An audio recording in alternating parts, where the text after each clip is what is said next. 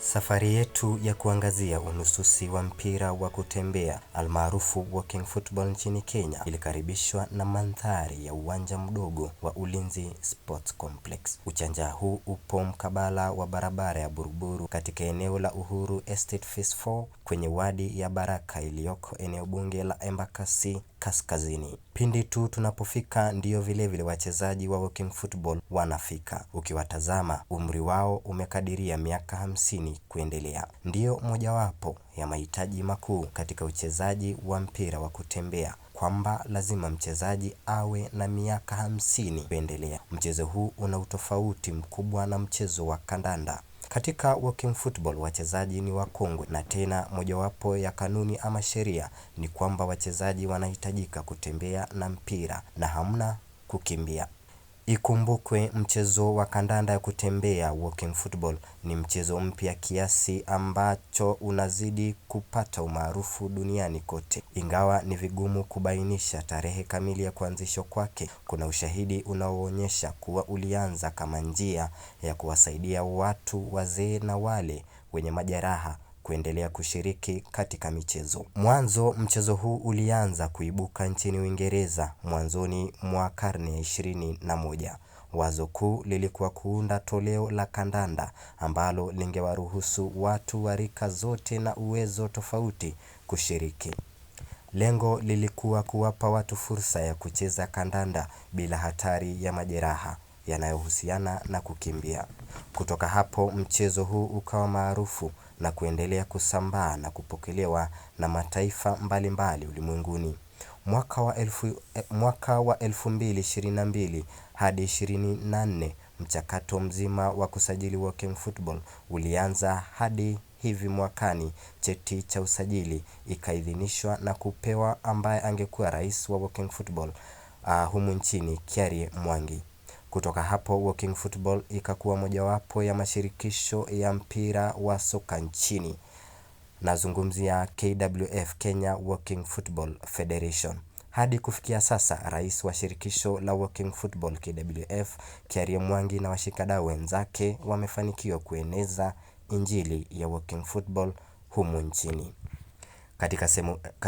Katika sehemu hii ya kwanza na kupatia maelezo mafupi na mojawapo ya waenezaji injili ya walking football akielezea kwa kina tofauti ya mchezo huu na ule wa kawaida.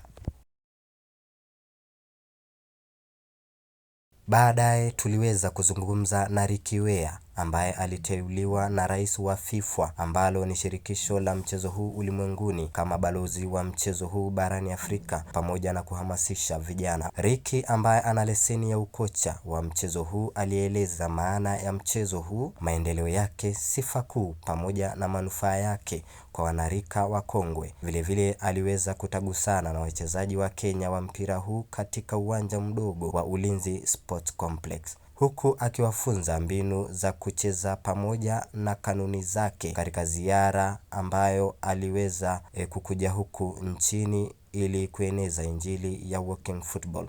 I was appointed ambassador back in 2019 when the president of FIFA recognized that I was already spending quite a bit of time in Africa anyway on other projects, mainly with the youth. It is obviously a variation on football, and at its basic level it still is football as people would recognize it, but there are some key fundamental differences. The most obvious one being it's walking football. Actually, more correctly I should say it's not running football, because there's a bit in between as well. So not running also, or walking also includes not skipping, jumping or hopping. So it truly is walking. That's number one, and obviously that needs to be officiated on, because there can be margins between slow running and fast walking, and that's where you definitely need the officials who really have the experience to recognise that. The two clear aspects that distinguish it for me as a player and now currently one of the international referees is not only the walking, but the other aspect is it's zero contact.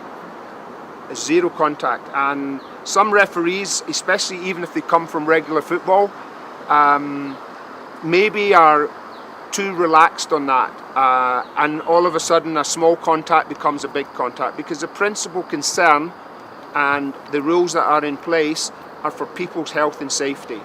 And of course, with an ageing population that is a target for walking football, we are more prone to injury. Okay, you know, a small clash like this with a foot on your calf could lead to a serious problem. It could lead to hospitalisation, because that's how it is. We carry more problems when we're older. The other aspect, probably the third aspect, is there's no heading. No heading of the ball, again, principally for health and safety aspect. There's two clear pathways on walking football.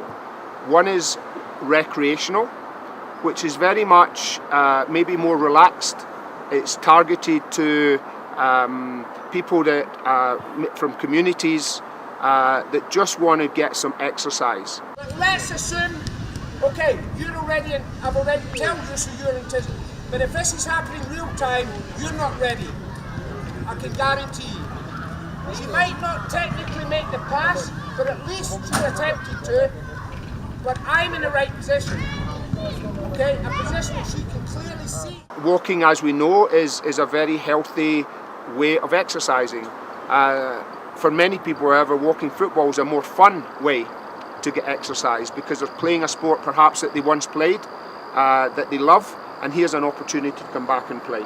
So that's the first area, recreational, and that can have its own pathway.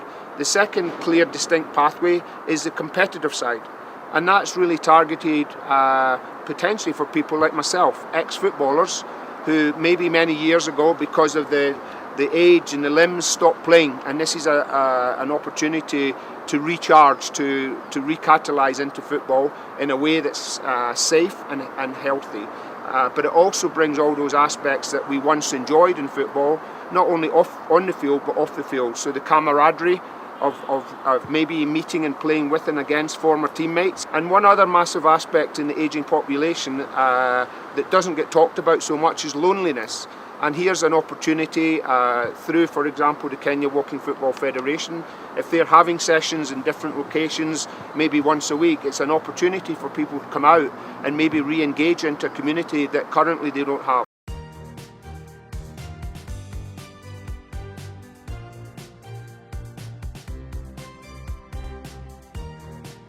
When you are given a pass, control, you can make one move, then give a pass. And do not run. We agree on that? We are not supposed to be running. It's a walking football. Tom Agwanda aliyekuwa mchezaji wa timu ya Harambee Stars na ambaye ni mojawapo wa makocha wa kiufundi aliendelea kuwafunza wachezaji hawa mbinu pamoja na sera za mchezo huu, huku rais wa shirikisho Kiaria Mwangi akielezea furaha yake kama rais pamoja na lengo la kushiriki kombe la dunia. Yeah, so walking football started in 2018 officially. A recent sport, and it is also the appreciation of the older persons. Ukinipigia pass unakuja hapa. Unanipigia unakuja hapa. Na mimi napiga pale. We must walk. We must keep active regardless of the age, regardless of your social status. We had the first World Cup in 2023 in England. The second World Cup will be in Spain this year. Wow. And Kenya is fortunate because just after registering in August, affiliating in September, we are also being considered for participation in the World Cup, which will be later this year. You must play 3 touch. This is walking football. You are not supposed to run. You play only 3 touch. George Sunguti ambaye ni kocha mkuu na aliyekuwa mchezaji wa timu ya taifa la Kenya Harambee Stars alionyesha ukali wake katika tasnia ya ukocha. Tukisonga mbele, maendeleo ya mchezo huu katika mataifa mbalimbali ni kwamba kandanda ya kutembea ilipata umaarufu haraka, hasa miongoni mwa watu wazee. Mashirika mbalimbali yalianza kuandaa ligi na mashindano ya kandanda ya kutembea, walking football. Mchezo huu umeenea katika nchi nyingine duniani, ikiwa ni pamoja na Marekani, Australia na nchi za Ulaya, hadi humu Afrika. Morocco, Rwanda pamoja na Kenya hadi Afrika Kusini wanashiriki mchezo huu. Hadi sasa mchezo huu umefika katika taifa la Kenya. Mchezo huu umewavutia wakongwe ambao kawaida katika miaka zao hawana mbinu za kujitaradadi, lakini mchezo huu umewapa mwamko mpya wa kujifurahisha na kuwapa manufaa kuu kiafya. Nitaangazia manufaa ya mchezo wa walking football kwa wazee. Tukianza, mchezo wa walking football una manufaa mengi sana kwa wazee na unachangia kwa kiasi kikubwa kuboresha afya zao kimwili na kiakili. Haya ni baadhi ya manufaa hayo. Manufaa ya kimwili: kuboresha afya ya moyo na mishipa ya damu.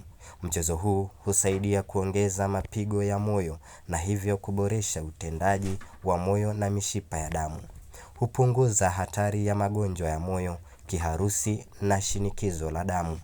Kuongeza nguvu na ustahimilivu. Walking football husaidia misuli.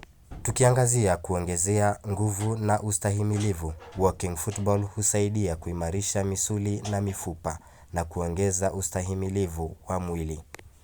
Pia huwawezesha wazee kufanya shughuli za kila siku kwa urahisi zaidi.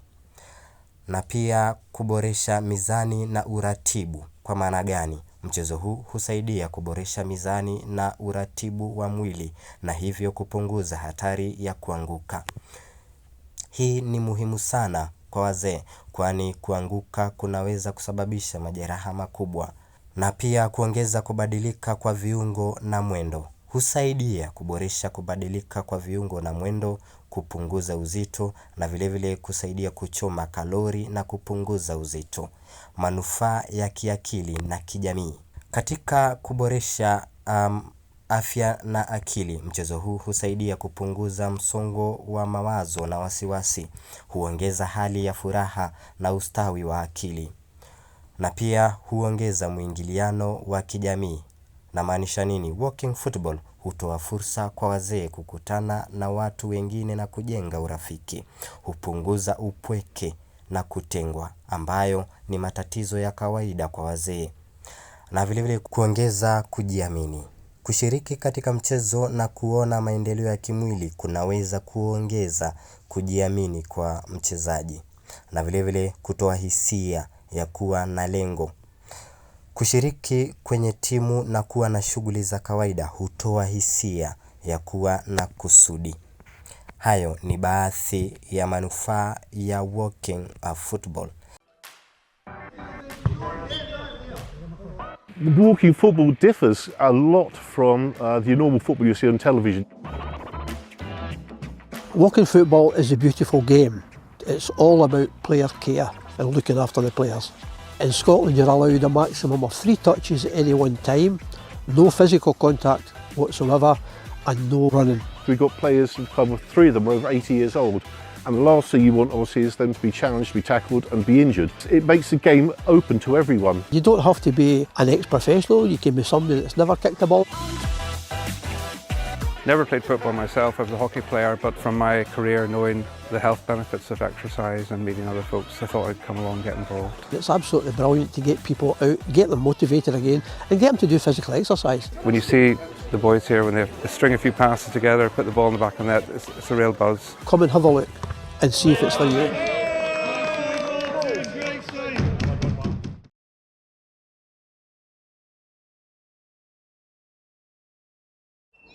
About 3 years ago, somebody decided to combine walking with football.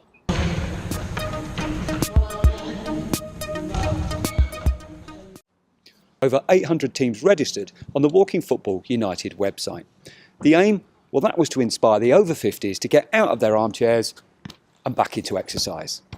The idea? That was to have a slower, gentler version of the beautiful game. However, there's a problem. Serious injuries caused by physical contact and the aggressive nature of some teams and players is putting a lot of people off the idea. Here's Mike's story. It was the first few seconds of the match and I was playing in a defensive position when one of our forward players passed the ball to me. I turned to my right to play a pass forward when, in the corner of my eye, I saw one of the opposition players approaching very quickly from my left. I was just making the pass when I saw a foot wrap around my leg and there was a heavy collision. I heard a crack in my leg and instant pain and I knew straight away it was a serious injury. This happened to Mike at the national finals last year. Mike describes it as the worst sports injury he's ever had. He won't be able to play for 6 months, and to be honest, he's not sure about playing walking football in the future. This is not an isolated incident. Take a look.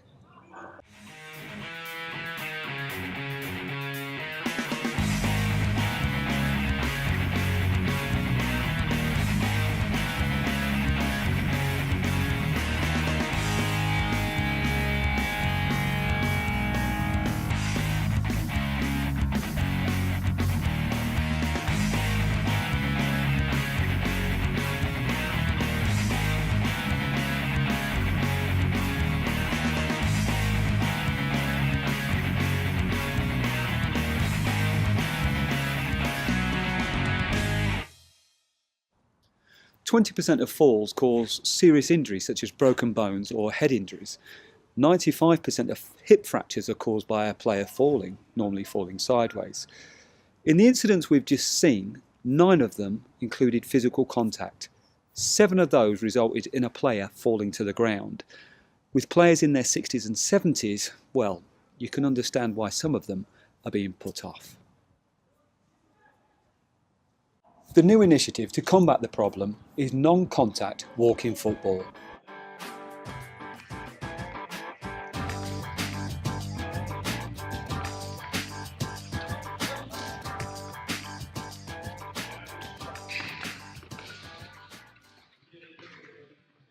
Steve Rich at Walking Football United and the newly proclaimed Walking Football Association is introducing non-contact walking football into all competitions.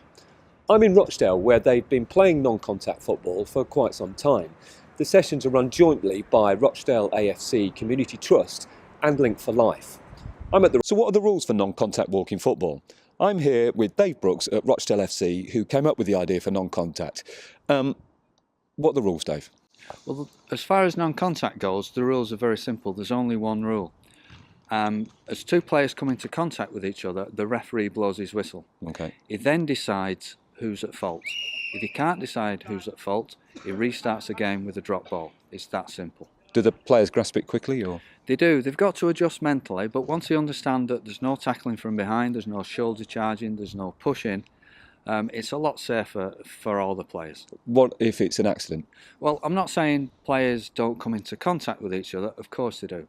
But with the rule in place, as soon as they do, the referee blows his whistle, so things don't escalate. Because sometimes a little nudge leads to a bigger nudge, leads to a push and someone falling over. With this rule, that doesn't happen. Okay, well, thanks for that, Dave. Dave's now going to talk us through the basics of the principles of non-contact walking football, and we're going to do that on another pitch.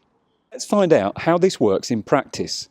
Dave is going to walk us through the basics. We're going to look at 3 scenarios. The first one is where the forward receives the ball marked closely by a defender. As the ball comes in and I shield the ball, there's no way the defender can get the ball without making contact. If I move to the left, he follows to block me off. If I move to the right, he does the same. All the defender is trying to do is make me pass the ball. So let's look at that situation in a real live game. Defending in non-contact walking football, it's all about jockeying the forward, making him pass the ball. That's what happens here. The forward in red holds the ball up well, the defender tracks his movement and forces the forward away from the goal. Similar situation here, but the forward this time is in red, is side on to the defender. You'll notice as the forward carries the ball, the defender blocks his route, so the forward shields the ball. He has nowhere to go, passes it, great defending, no contact, no danger to either player. The second scenario is where 2 players are going for a 50-50 ball in open play. If I get there first, steal the ball, we're back into the same situation we've just seen. If Bill gets there first, same again. If we both get there together, it's just a case of who can get a toe on the ball first. What can't happen is on the way to the ball, there's none of this, because that's contact. The referee will blow his whistle. See, this situation can be really dangerous, a 50-50 ball in open play. However, listen, when players are fully on board with the non-contact game, it becomes far less dangerous. In this example, the ball bounces around. Look at the body language of the players trying to win the ball. Leading with a foot, trying to win the ball, not the upper body pushing their opponent. As it bounces free again to these three players, again, note how all of them are trying to lead with their feet, trying to get a toe on it, not blocking or shoulder charging their opponent, none of that nonsense. Player in orange gets a toe on it and nips through. Na kufikia hapo nakamilisha sehemu ya kwanza ya makala haya ya kuangazia mchezo huu mpya wa walking football ama mpira wa kutembea humu nchini Kenya.